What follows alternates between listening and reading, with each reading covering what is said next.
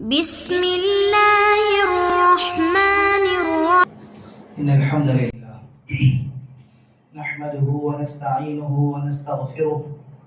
ونؤمن به ونتوكل عليه. أشهد أن لا إله إلا الله وحده لا شريك له. أشهد أن محمدا عبده ورسوله أرسله الله تعالى بالحق بشيرا ونذيرا وداعيا إلى الله بإذنه وسراجا منيرا. أما بعد فإن خير الحديث كتاب الله وخير الهدي هدي محمد صلى الله عليه وسلم وشر الأمور محدثاتها وكل محدثة بدعة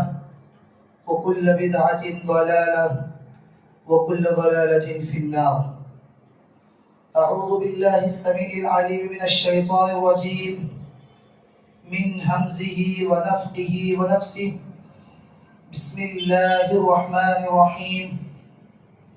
رب اشرح لي صدري ويسر لي أمري واحلل عقدة من لساني يفقه قولي ربي زدني علما. قال الله تبارك وتعالى في موضع آخر يوم نقول لجهنم هل امتلأت وتقول هل من مزيد وأزلفت الجنة للمتقين غير بعيد هذا ما توعدون لكل أواب حفيظ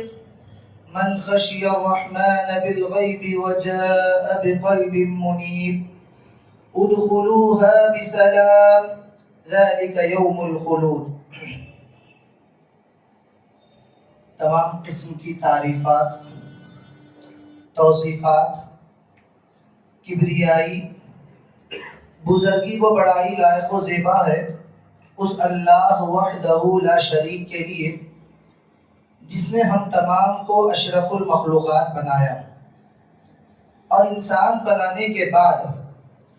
مذہب اسلام جیسی عظیم نعمت سے ہمیں بہرور کیا. سبحان اللہ و بحمدہ سبحان اللہ العظیم. لاکھوں کروڑوں درود و سلام کا نزول ہو تمام ہی انبیاء کرام علیہم الصلاۃ والتسلیم پر، خصوصاً میرے اور آپ کے آخری نبی جناب محمد الرسول اللہ صلی اللہ علیہ وسلم کی ذات مبارکہ مقدسہ مطہرہ پر جو ساری انسانیت کے لیے رحمت بنا کر مبعوث فرمائے گئے. اللہم بارک وسلم علیہ. قابل احترام اہل علم حضرات، بزرگان دین، نوجوانان اسلام، پردہ نشین، عفت مآب اسلامی مائیں اور بہنیں، اللہ تبارک و تعالیٰ کا بے پایہ شکر و احسان ہے کہ اس کے خاص فضل و کرم سے ہم اپنی زندگی میں ایک اور مرتبہ ماہ مقدس رمضان المبارک سے گزر رہے ہیں. اللہ تبارک و تعالیٰ سے مل کر دعا کرتے ہیں کہ الہ العالمین اس ماہ میں اب تک جو کچھ ہم نے چھوٹی موٹی عبادتیں انجام دی ہیں، اے اللہ تو ان تمام کو شرف قبولیت عطا فرما، اور جو بقیہ ایام ہمارے پاس ابھی بچے ہوئے ہیں ان تمام میں زیادہ سے زیادہ اللہ تبارک و تعالیٰ کو راضی کرنے کی ہمیں کوشش کرتے رہنے کی توفیق و سعادت نصیب فرما. آمین یا رب العالمین. محترم حاضرین، جیسا کہ ہم تمام بخوبی جانتے ہیں کہ تقریباً ماہ مقدس کے 2 عشرے مکمل ہونے کو ہیں. بہت ہی جلد ہم تیسرے عشرے میں داخل ہونے والے ہیں. اس سلسلے میں سب سے پہلی بات تو یہ ہے کہ قابل مبارکباد ہیں وہ تمام لوگ جنہوں نے رمضان المبارک کی پہلی تاریخ سے ہی اپنے آپ کو عبادتوں کے لیے وقف کر دیا، اپنے روز و شام کو اللہ سبحانہ و تعالیٰ کی رضامندی کے حصول کے لیے لگا دیا تھا، اور جنہوں نے اس ماہ مقدس کو اللہ رب العالمین کے بتائے ہوئے طریقے پر گزارنے کی کوشش کی. تو ہمیں کوشش یہ کرتی رہنی چاہیے کہ اب تک ہم نے رمضان کو جس طریقے سے گزارا ہے، یہ جو آنے والا عشرہ ہے اس کو اس سے بھی زیادہ بہتر طریقے سے گزارنے کی کوشش کریں۔ سب سے پہلے میں ایک حدیث مبارک آپ کے سامنے پیش کرتا ہوں۔ اما عائشہ رضی اللہ تعالی عنہ فرماتی ہیں كان رسول الله صلى الله عليه وسلم اذا دخل العشر شد مئزره واحيا ليله وايقظ اهله۔ اللہ اکبر۔ اس حدیث میں اللہ کے رسول صلی اللہ علیہ وسلم کا معمول بیان کیا گیا ہے، اور مجھے اور آپ کو یہ تلقین کی گئی ہے کہ جب ہم اپنی زندگی میں رمضان المبارک کا آخری عشرہ پالیں تو ہمیں کیا کرنا چاہیے۔ اما عائشہ رضی اللہ عنہ فرماتی ہیں کہ اللہ کے رسول صلی اللہ علیہ وسلم کا یہ معمول تھا کہ جب آخری عشرہ داخل ہو جاتا شد مئزرہ، کہ اللہ کے رسول صلی اللہ علیہ وسلم اپنی کمر کس لیا کرتے تھے۔ کمر کس لینے کا مطلب یہ ہے کہ ہم یہ سمجھتے ہیں کہ ہم نے بہت ساری عبادتیں انجام دی، رمضان شروع ہوا، ہم نے قیام اللیل کر لیا، ہم روزے رکھ رہے ہیں اور ہم صدقہ و خیرات بھی کر رہے ہیں۔ نہیں، اللہ کے رسول صلی اللہ علیہ وسلم اور صحابہ کرام بھی یہ تمام عبادات انجام دیا کرتے تھے، لیکن اس کے باوجود اما عائشہ فرماتی ہے کہ جب تیسرا عشرہ داخل ہوتا تو اللہ کے رسول صلی اللہ علیہ وسلم اپنے آپ کو وقف کر دیتے تھے، دنیا کے تمام امور کو ایک طرف رکھ دیا جاتا اور اپنے آپ کو صرف اور صرف اللہ رب العالمین کی رضامندی کے حصول کے لیے اللہ کے رسول کمر کس کیا کرتے تھے۔ صرف اللہ کے رسول خود عمل نہیں کرتے، فرمایا وَأَيْقَظَ أَهْلَهُ، اپنے اہل و عیال کو راتوں کو جاگنے کے لیے اٹھایا کرتے تھے، خود بھی راتیں جاگتے اور اپنے اہل و عیال کو بھی راتیں جاگنے کے اوپر آپ صلی اللہ علیہ وسلم فوکس کیا کرتے اور انہیں تاکید کیا کرتے کہ وہ زیادہ سے زیادہ ان راتوں میں جاگا کریں۔ حاضرین گرامی، اللہ کے رسول صلی اللہ علیہ وسلم نے ہمیں جو تعلیمات دی ہیں، اگر ہم ان تعلیمات کا جائزہ لیتے ہیں تو پتہ چلتا ہے کہ یہ جو آخری عشرہ ہے یہ ہمارے لیے ایک بہترین آفر کی شکل میں ہے۔ یعنی اللہ کے رسول صلی اللہ علیہ وسلم نے اس عشرے کے سلسلے میں بیان فرمایا ہے کہ جب تم اس عشرے کو پالو تو اپنے آپ کو اللہ کی عبادت کے لیے وقف کر لیا کرو۔ اللہ کے رسول کا یہ معمول تھا کہ آپ صلی اللہ علیہ وسلم جب اپنی اسلام کی زندگی کے ابتدائی ایام میں تقریباً 20 دن اللہ کے رسول صلی اللہ علیہ وسلم اپنے آپ کو وقف کر لیا کرتے تھے، اعتکاف کی حالت میں گزارا کرتے تھے۔ لیکن جب اللہ کے رسول صلی اللہ علیہ وسلم کو یہ حکم ہوا کہ آپ کو طاق راتوں کے حصول کے لیے اور بالخصوص شب قدر کے حصول کے لیے آخری عشرے میں آپ کو عبادت کرنا ہے، تو اللہ کے رسول صلی اللہ علیہ وسلم رمضان المبارک کا آخری عشرہ اس کے لیے مختص کیا کرتے تھے۔ آخری عشرے کی یہ فضیلت کیوں آئی ہے، سوال پیدا ہوتا ہے۔ اللہ کے رسول کے جو خصوصی اعمال ہوا کرتے تھے اس کے اسباب کیا ہیں؟ کیوں رمضان کے تینوں عشروں میں 30 دن کے مقابلے میں ان 10 دنوں پر جو خصوصیت ہے، جو فوکس ہے، جو اس کے فضائل بیان کیے گئے ہیں، آخر اس کا سبب کیا ہے، اس کے ریزن کیا ہے؟ اگر ہم جانتے ہیں تو سب سے بڑا سبب ہمیں یہی ملتا ہے کہ یہ وہ رات ہے جس رات کے بارے میں اللہ نے فرمایا اِنَّا أَنزَلْنَاهُ فِي لَيْلَةِ الْقَدْرِ، کہ اللہ سبحانہ و تعالیٰ نے ایک رات ایسی رکھی ہوئی ہے اس مہینے میں جس میں اللہ سبحانہ و تعالیٰ نے قرآن کو نازل کیا، اور وہ جو رات ہے وہ رمضان المبارک کے آخری عشرے میں آنے والی ہے۔ تو اس ایک رات کی وجہ سے پورے عشرے کو فضیلت دی گئی، اور اس ایک رات کو جو فضیلت ہے وہ فضیلت دی گئی صرف اور صرف قرآن کریم کے نزول کی وجہ سے، کیونکہ اللہ تعالیٰ نے سبب بیان فرمایا اِنَّا أَنزَلْنَاهُ فِي لَيْلَةِ الْقَدْرِ، کہ آپ صلی اللہ علیہ وسلم پر جو قرآن کریم کو نازل کیا گیا وہ اس ماہ مقدس کی اس مبارک رات میں نازل فرمایا گیا۔ اللہ تعالیٰ خود فرماتا ہے اِنَّا أَنزَلْنَاهُ فِي لَيْلَةِ الْقَدْرِ وَمَا أَدْرَاكَ مَا لَيْلَةُ الْقَدْرِ، اس کے بعد اللہ فرماتا ہے لَيْلَةُ الْقَدْرِ خَيْرٌ مِّنْ أَلْفِ الشَّهْرِ، کہ یہ وہ رات ہے جو 1000 مہینوں سے بہتر ہے۔ یہاں پر اہل علم نے چند نکات بیان فرمائے ہیں جو آج کے اس خطبہ جمعہ کے حوالے سے آپ لیتے جائیے کہ پہلے کے امتوں کا اگر ہم جائزہ لیتے ہیں کہ حضرت آدم علیہ السلام سے لے کر حضرت عیسیٰ علیہ السلام تک جتنی بھی امتیں آئیں ان تمام امتوں کے الگ الگ عمریں ہوا کرتی تھی۔ ان تمام امتوں کے لیے اللہ سبحانہ و تعالیٰ نے زندگی گزارنے کے لیے جو دورانیہ رکھا تھا وہ الگ الگ دورانیے تھے۔ اگر ہم اس کا اندازہ لگانا چاہیں تو حضرت نوح علیہ السلام کی زندگی کا ہم مطالعہ کر سکتے ہیں، جن کے بارے میں اللہ سبحانہ و تعالیٰ نے فرمایا کہ حضرت نوح علیہ السلام نے اپنی قوم کو تقریباً 950 سال تک انہوں نے دعوت دی تھی۔ کتنے؟ 950 سال تک حضرت نوح نے اپنی قوم کو دعوت دی تھی کہ وہ اللہ کی عبادت کریں، اللہ کی طرف لوٹ آئیں. تو اس سے ہم یہ اندازہ لگا سکتے ہیں کہ جب انہیں دعوت دینے کی جو زندگی ہے، جو ڈیوریشن ہے، وہ 950 سال تھا، تو ان کی مکمل زندگی کتنی رہی ہوگی اس کا تو کوئی اندازہ ہی نہیں ہے. اللہ تعالیٰ نے کس عمر میں ان کو نبی بنایا تھا، کس وقت سے انہوں نے دعوت کا کام شروع کیا تھا، اس کی تفصیلات ہمیں قرآن میں نہیں ملتی. بس اتنا ہمیں ضرور معلوم ہوتا ہے 950 سال تک انہوں نے دین کی دعوت دی تھی. تو پتہ چلا کہ ماقبل کی جو اقوام تھی ان کی عمریں تقریباً 1000 سال کے آس پاس ہوا کرتی تھی. یعنی ایک شخص 1000 سال تک زندہ رہا کرتا تھا. لیکن اگر امت مسلمہ کے حوالے سے بات کریں تو اللہ کے رسول صلی اللہ علیہ وسلم نے اس حوالے سے فرمایا اعمال امتی ما بین 60 الى 70 وقلیل من یجاوزہ. اللہ کے رسول نے فرمایا کہ میری امت جو ہے اس میں جو لوگ زندگی گزاریں گے ان کی زندگیاں 60 یا 70 سال کے درمیان ہوں گی. یعنی جو ایوریج ہے، جو اوسط ہے، وہ 60 یا 70 سال کے درمیان ہی رہے گا. اور اللہ کے رسول نے فرمایا وقلیل من یجاوزہ، بہت کم لوگ ایسے ہوں گے جو اس سے تجاوز کریں گے، جن کی عمریں اس سے زیادہ ہوں گی. اگر ہم اس حوالے سے اگر جائزہ لیں اپنی امت کا، اپنے اقوام کا، اپنے معاشرے اور سوسائٹی کا جائزہ لیں تو پتہ چلتا ہے کہ بہت سارے ایسے افراد ہیں جو 50 یا 60 سال کے آتے ان کی زندگی تقریباً ختم ہو جاتی ہے، بڑھاپا ان پر شروع ہو جاتا ہے، اور 70 سال سے آتے کئی افراد ہمارے درمیان سے رخصت ہو جاتے ہیں. تو پتہ چلا کہ ہماری زندگیاں بہت کم تھیں. اب ایک سوال یہ پیدا ہوتا ہے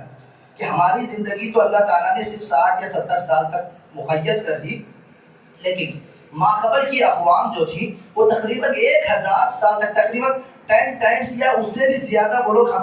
ہم سے زیادہ زندگی گزارا کرتے تھے. تو ان کے اعمال اور ہمارے اعمال کے درمیان بہت فرق ہو سکتا ہے. تو اسی فرق کو ختم کرنے کے لیے اللہ سبحانہ و تعالیٰ نے فرمایا لیلۃ القدر خیر من الف شہر،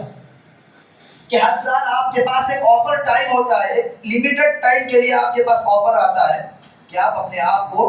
ماقبل کی اقوام کے برابر کرو یا ان سے بھی آگے بڑھ جاؤ. ایک رات آپ نے عبادت کر لی تو اس ایک رات کی عبادت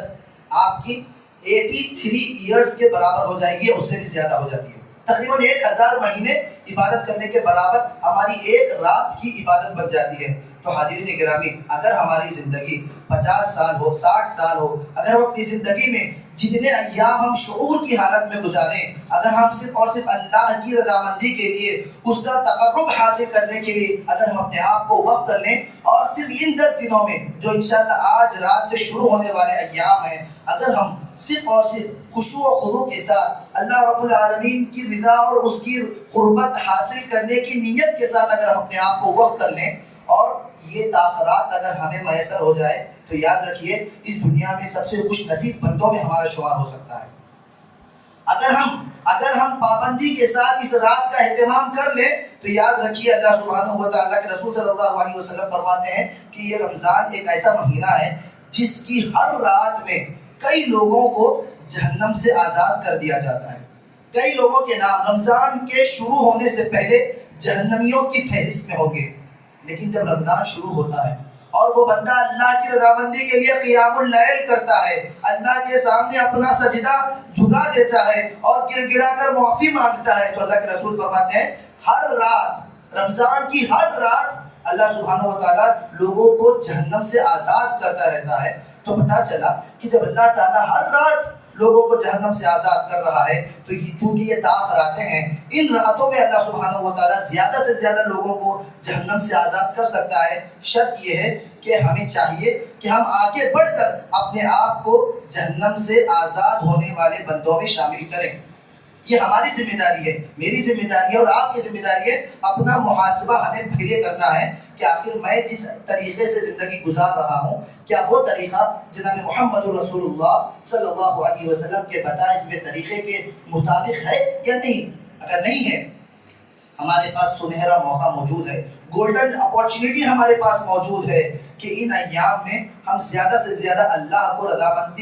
کی رضامندی حاصل کرنے کی کوشش کریں اور جہنم سے آزادی کے لیے جتنی ہم کوشش کر سکتے ہیں اتنی کوشش ہمیں ان ایام میں کرتے رہنا چاہیے۔ حاضرین گرامی، صرف جہنم سے آزادی کے حوالے سے بات نہیں ہے، بلکہ اللہ کے رسول صلی اللہ علیہ وسلم، چونکہ ہم عموماً سنتے ہیں اور اللہ کے رسول نے باقاعدہ اس کا حکم بھی دیا ہے،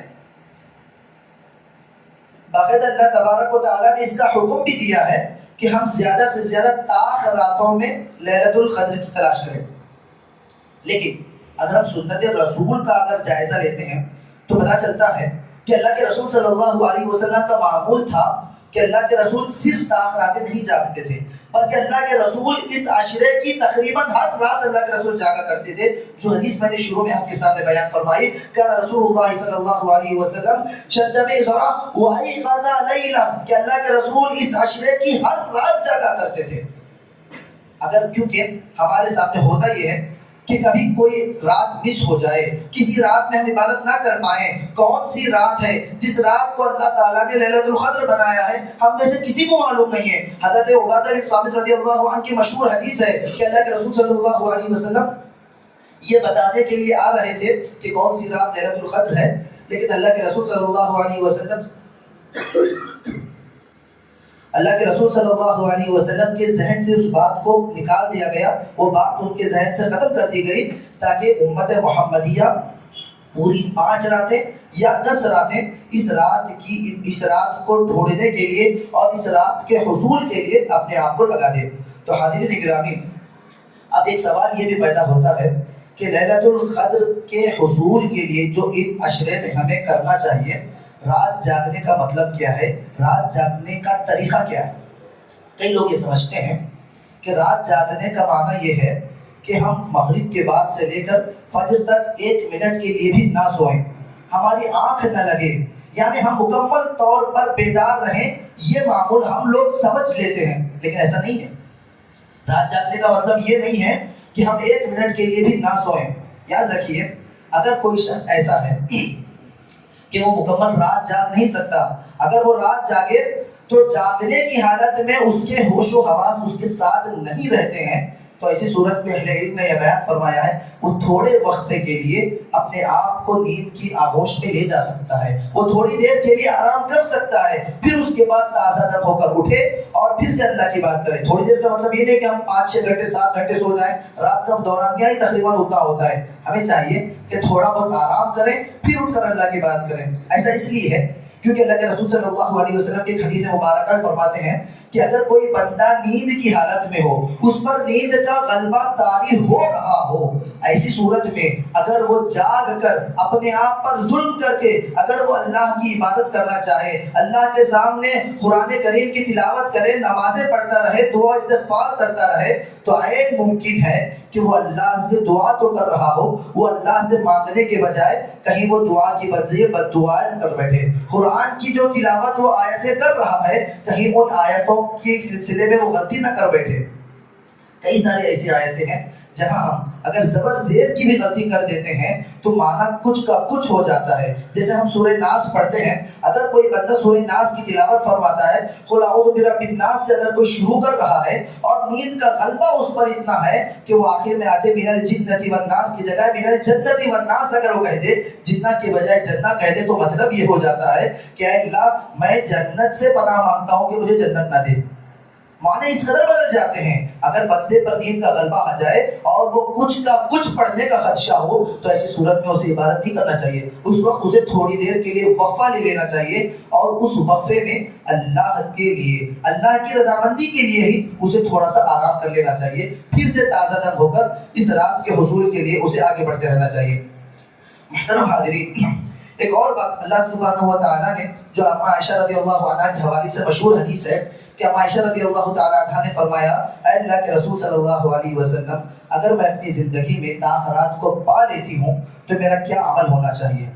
میں کیا کروں کہ اللہ سبحانہ و تعالیٰ مجھ سے راضی ہو جائے؟ ایسا میں کون سا عمل انجام دوں کہ اس عمل کی انجام دہی کی وجہ سے اللہ سبحانہ و تعالیٰ جو ہے مجھ سے خوش ہو جائے؟ میں وہ کون سی دعا پڑھوں کہ وہ دعا میرے لیے اس رات کے لیے کافی ہو جائے؟ تو اللہ کے رسول نے مشہور دعا فرمائی تھی جو تقریباً یہاں بیٹھے ہوئے تمام افراد کو یاد ہوگی۔ اللہ کے رسول نے فرمایا، آپ آپ یہ دعا پڑھیں اللہم انکا عفو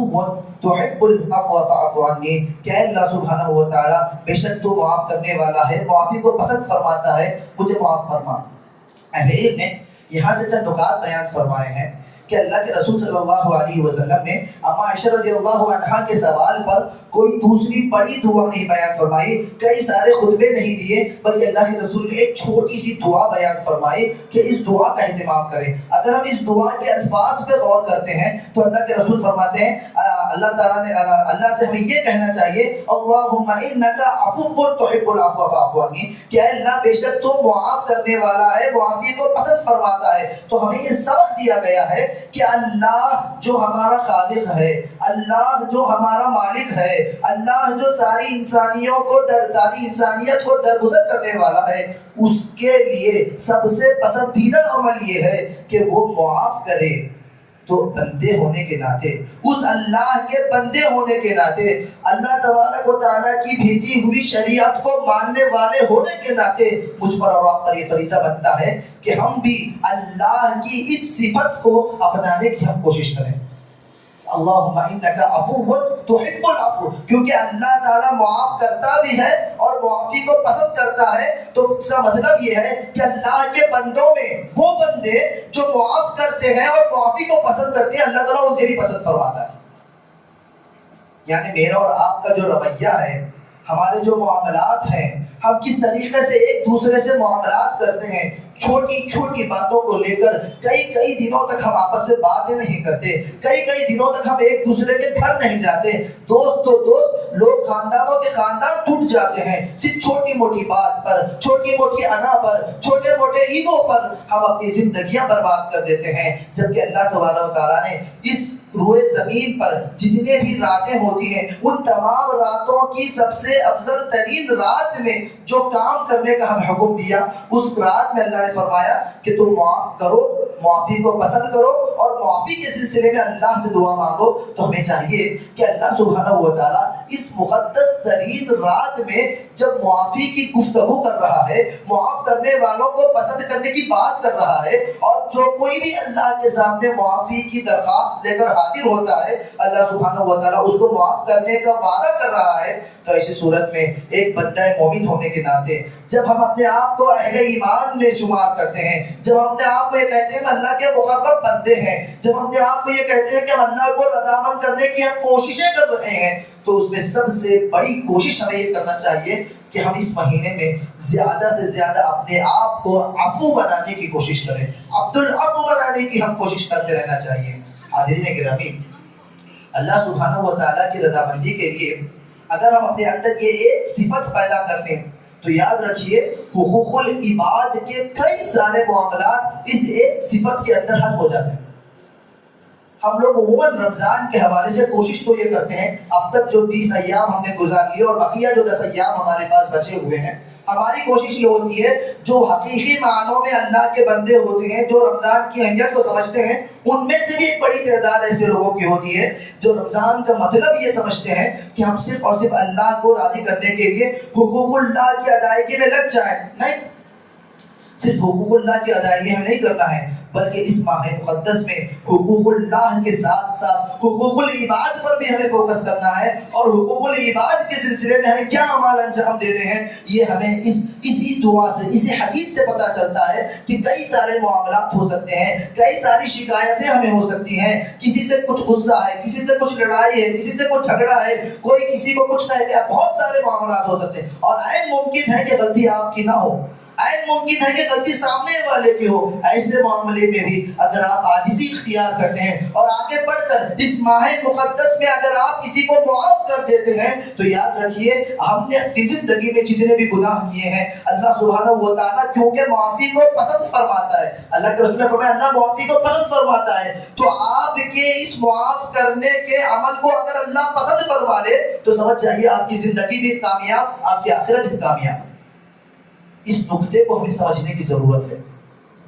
اس نقطے کو اگر ہم اپنی زندگی میں نافذ کر لیں اور اپنے آپ کو اللہ سبحانہ و تعالیٰ کی رضامندی کے لیے اگر ہم وقف کر لیں تو سمجھ جائیے کہ ہم نے رمضان المبارک اللہ نے جس مقصد کے لیے ہماری زندگی میں ادا کیا تھا وہ مقصد پورا ہو گیا۔ لیکن ہمارا معاملہ یہ ہے، ہمارا معمول یہ ہے کہ ہم راتوں میں تاخرات جاگنے کا مطلب یہ سمجھتے ہیں کہ ہم کئی سارے، اور ایک بات میں بتا رہا ہوں، کئی ساری مساجد کا ہم نے دیکھا ہے، معائنہ کیا ہوا ہے کہ راتوں میں عمومی طور پر کئی گھنٹوں تک بڑے بڑے خطابات ہوتے ہیں۔ یاد رکھیے خطابات کرنے کے لیے تاخراتیں نہیں ہوا کرتی ہیں، تھوڑی بہت واعظ و نصیحت کی جا رہی ہے، ٹھیک ہے، لیکن زیادہ سے زیادہ یکسوئی اور تنہائی میں رہ کر ہمیں اللہ کی عبادت کرنا ہے، اس کی رضامندی کے لیے کوشش کرتے رہنا چاہیے۔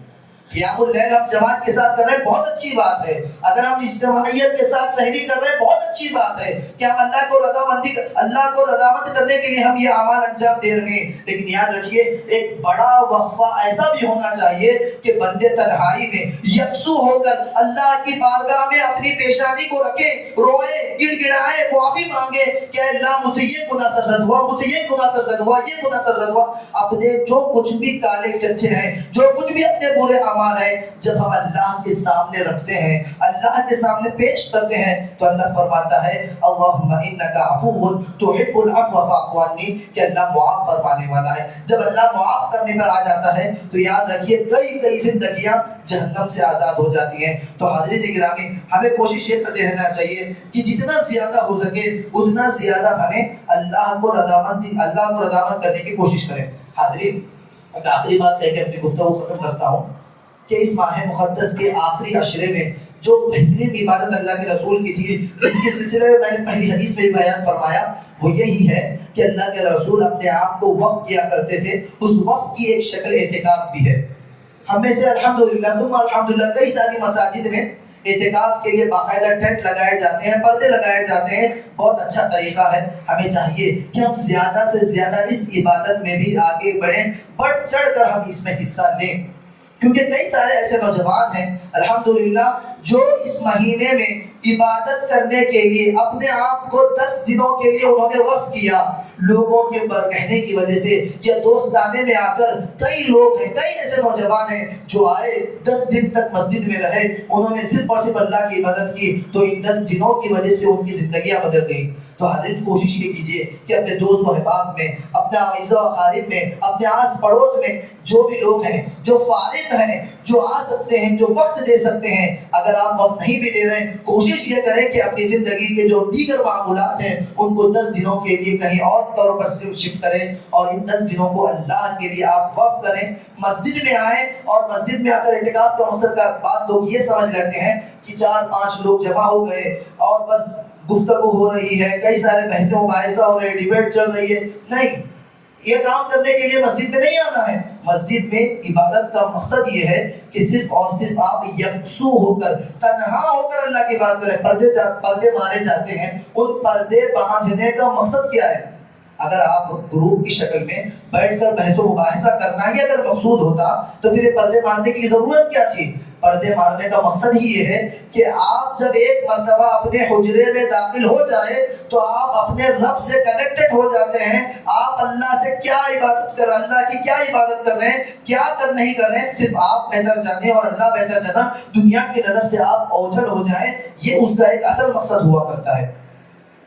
لیکن ہم اگر اس کے مقصد اصلی کو فوت کر کر اگر دیگر امور انجام دینے لگ جائیں تو یاد رکھیے اس عبادت کی روح بھی ختم ہو جائے گی، تو پھر ایسی عبادت کرنے کا کوئی مقصد ہی نہیں رہ جاتا۔ تو حاضرین گرامی، ہمیں کوشش یہ کرتے رہنا چاہیے کہ زیادہ سے زیادہ لوگ عبادت کریں اور اعتکاف کے سلسلے میں آگے آئیں، اور اس مہینے کے اس آخری عشرے میں جو گولڈن اپورچونٹی ہمارے پاس موجود ہے اس کا زیادہ سے زیادہ بہتر طریقے سے ہمیں استعمال کرنے کی ہمیں کوشش کرتے رہنا چاہیے۔ اللہ سبحانہ و تعالیٰ سے مل کر دعا کرتے ہیں کہ الہ العالمین اس ماہ مقدس کی زیادہ سے زیادہ ہمیں قدر کرنے کی توفیق عطا فرما۔ اے اللہ سبحانہ و تعالیٰ، ہم نے جو 2 عشرے گزارے ہیں، ان 2 عشروں میں جو کچھ بھی غفلت ہم سے سرزد ہوئی ہے، اے اللہ سبحانہ و تعالیٰ اس کو درگزر فرما۔ اے اللہ سبحانہ و تعالیٰ زیادہ سے زیادہ امت مسلمہ کو اس ماہ مقدس میں جنت الفردوس کا مستحق بنا۔ اے اللہ سبحانہ و تعالیٰ جتنے بھی لوگ یہاں تشریف فرما ہیں، اے اللہ سبحانہ و تعالیٰ ان تمام کو جنت الفردوس میں جگہ نصیب فرما۔ اے اللہ سبحانہ و تعالیٰ جو بھی ہمارے مرحومین ہیں مغفورین ہیں جو وفات پا گئے ہیں اگر توحید پر ان کی وفات ہوئی ہو تو اے اللہ سبحانہ و تعالیٰ ان تمام کو تو جنت الفردوس میں اعلیٰ مقام نصیب فرما۔ اے اللہ سبحانہ و تعالیٰ بس آخری دعا یہی ہے کہ اس ماہ مقدس میں ہمیں ایک اور مرتبہ لیلۃ القدر نصیب فرما اور اس کا حق کما حق ادا کرنے کی توفیق و سعادت نصیب فرما، آمین یا رب العالمین۔ وآخر دعوانا ان الحمد للہ رب العالمین۔